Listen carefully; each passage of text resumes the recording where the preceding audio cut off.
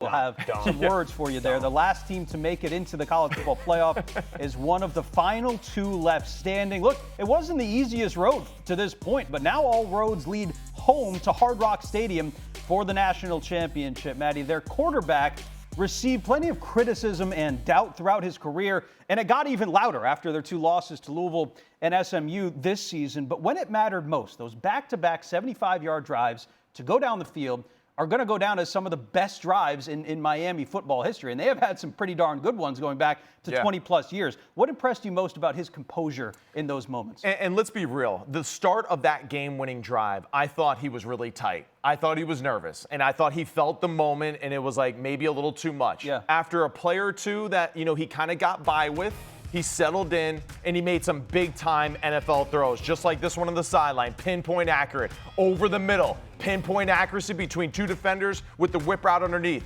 There he is getting through his progression to number 3, and then, of course, the scramble after it. And this is where running the football early on in the game helps you win games, because they wore out the Ole Miss defensive front in a critical situation where they had to keep gap integrity. The offensive line was able to mush everybody together, and then he scrambles for the touchdown. Carson Beck showed tremendous resiliency, as he's done throughout his career. Yeah. And Georgia, have fun watching him play for the national championship. Yeah, and I think my biggest thing for Carson Beck going into that game is like, okay, Miami, you have an experienced quarterback who has been there, done that, and he understands the magnitude of the situation, having played big games and having won big games. But the thing with Carson Beck that we came into this game knowing is that he's not really the reason why they were finding success. Mark Fletcher was the reason. He was responsible for 50% of their total offense going into that game. But this became the Carson Beck game.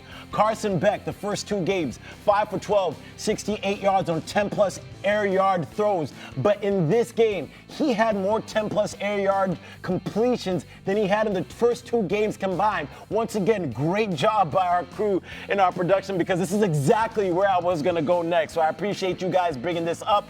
And just his ability to be able to go through his progressions, put together long drives. That first long touchdown throw that he threw, that was not supposed to be one of the reads. He rolled out right. He went through his progressions, couldn't find anybody, kept his eyes downfield, found the open man, and threw a perfect ball. And that is something you haven't seen from Carson Beck throughout the season, because he ranked towards the back half of college football when you talk about 10-plus air yard throws. The numbers don't lie here. He's a guy that steps up in the biggest moments. He's 37-5 as a starter, which is the second most wins over a 3-year period in FBS. He's 16-3 against ranked opponents, including 7 this year. He's led 8 comebacks in the fourth quarter. Vindication is a word that he used after that game, and I think that's perfectly said. He's taken 2 separate teams to the college football playoff now, right? Just a few years ago, we were talking about him being a first-round draft pick, and of course, Georgia was just defunct on offense in multiple times in those games. He was making big-time throws, and they led the country in drops. Right? So, again, he's doing a great job of doing what the coaching staff is asking him to do. I think the surrounding cast at Miami has absolutely helped him tremendously. The scheme that they've played, too, especially in the playoffs, has matched what he does really, really well. And he's big, he's strong. The same thing with Mendoza as well. They're looking to throw the football. They have the ability to beat you with your legs and to make plays on the ground, and that's really the difference right now for his play. Let's take a listen on how this sounded on WQAM, Miami Hurricanes Radio Network.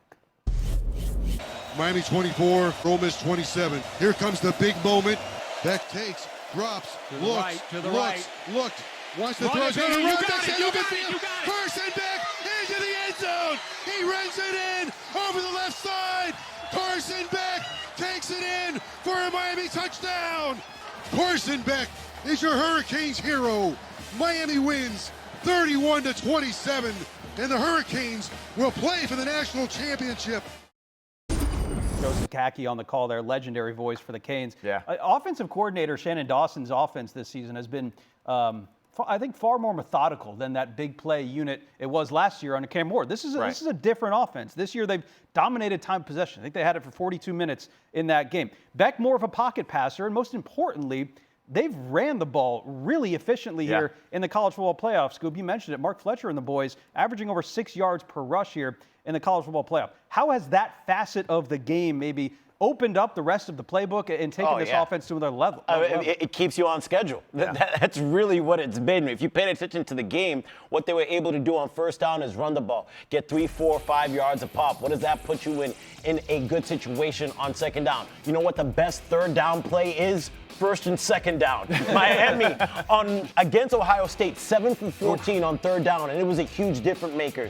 Once again, in their game against Ole Miss, 11 for 19 on third down. Difference maker. Yep. Ole Miss had 17 missed tackles in this game. Right. That was a huge difference. Ole Miss is one of the worst tackling teams in the country, and it showed in this game against Miami. And just the resilience and, first off, the heart of this team. Yeah. And I think the guy, of course, Mark Fletcher is somebody that is the heartbeat of this team. But I think Malachi Toney is really the guy who motivates this team. Yeah. In that drive in the red zone where they had to have it on third down, where they needed to score a touchdown after Ole Miss did, Toney gets the ball, and he has somebody holding onto his ankle. He's able to get out of it, break that tackle, hold on to the ball, and fight for the first down. There were multiple moments where Malachi Toney, this is a kid who reclassified. Yeah. He's still supposed to be in high school. Yeah. And here he is being the game changer for the Miami Hurricanes as they try to be back, even though Mario doesn't want to hear it. It wasn't all sunshine and rainbows for the Hurricanes, though. Yeah, we're going to hear it from You know Mario. how I feel about Mario. No doubt. The U is here. They're not back. Yeah. The poor clock management before the half. They had super questionable. They had 10 penalties for 74 yards. Yep. That's who they are, though. That's not going to change. Expect to see that again in the national championship. Well, that could hurt them. That could be a It problem. absolutely will, because this is going against a team that will capitalize off those mistakes. And for Miami, their style of play dominated the trenches early on in this game. But when you're running the football effectively and you're not getting in the end zone, this is where Ole Miss was able to kind of claw their way back into it with the few explosive plays that they had, because they only had the football, it seemed like, for 3 minutes in the whole first half of the game. Yeah. But when you're not scoring in the low red zone, where the running game helped was late in the game, right? As the game continued to progress in critical situations, Carson Beck did not have to worry about a pass rush because the defensive front was so worn out. Now Pete Golding has to throw blitzes at him to create pressure. Couldn't do that effectively enough. They decided to go with coverage, and it backfired on them. But either way, just the way that Miami is structured, if they can run the football effectively, the one concern is the depth on defense. They're banged up in the secondary now. The defensive line is basically 6 deep, right? But it really is about just the 2 edge rushers. Mesidor got banged up a little bit in this game too. So the strategy is the same again. Dominate time of possession, keep your explosive defense fresh as much as possible so they can get after the Indiana offense. Yeah, and here's a fun stat or fact for everybody. Miami is the first FBS or NFL team in the last 20 years to hold the ball for 40-plus minutes, 400-plus yards of offense, 10-plus third downs, convert multiple fourth downs, and have 4 drives of 13-plus plays. No team in the NFL or FBS has done that in the last 20 years in regular season or postseason.